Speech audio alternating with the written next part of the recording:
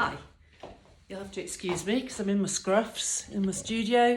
I'm just going to show you because we were talking about this painting and I was pleased with how it turned out. The lighting is slightly different in here today because of its artificial lighting, but I did another one. So I wanted one that would work to go next to it, to hang next to it. So with this one,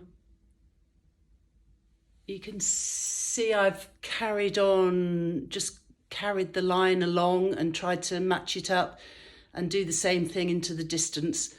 There's a little mark that I made up there, which is a red kite, and we have a lot of red kites hanging, swooping around up in the sky around here. So it was actually a mistake, but now it's a red kite in the sky.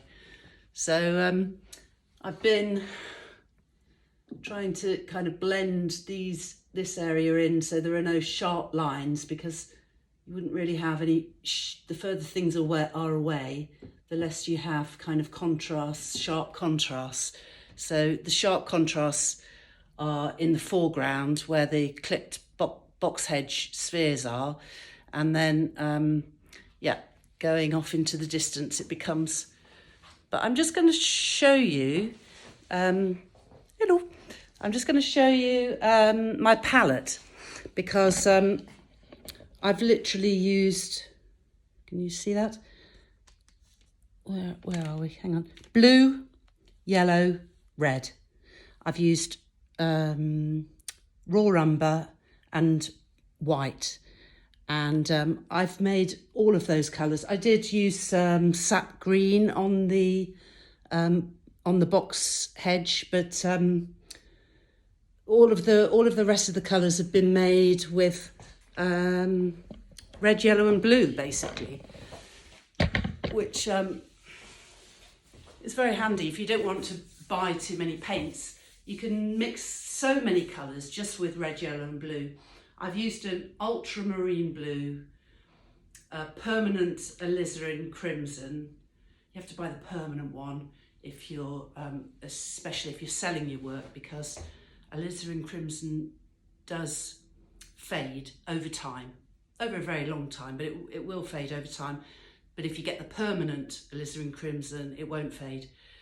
And with that, I used lemon yellow and a lot of titanium white. I mean, I'm going to have to buy some more tubes of titanium white, because I've used a lot in this painting.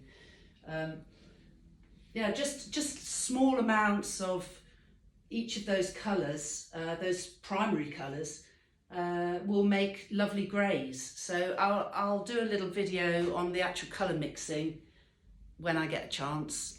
But for now, I'm pleased. I managed to because I had to remix some of these colours. So where it didn't quite match up, I just put a little bit of the new colour into this to try and make them lead one to another.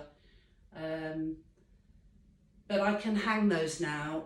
I'll hang them, when I hang them in the gallery, I'll hang them slightly separately like that, but it will be fairly obvious that they can hang together like that. This wall's great, by the way. It's just a plasterboard wall, plasterboard that I've put over the wall with screws in, and it just means I can move things around really easily and see how things work. I've taken my koi down because I've got big koi paintings here. I'll show you. I've got these big, I've got a few big koi paintings there, and I've got to varnish those. They're oil and cold wax paintings. So I'm going to put a final layer of cold wax over those. And I use a cold wax product called Zest-It, and it's completely safe for artists. So I can actually rub the cold wax onto those paintings with my hands, so it's very tactile. So that's a really nice job. I'm going to do that next.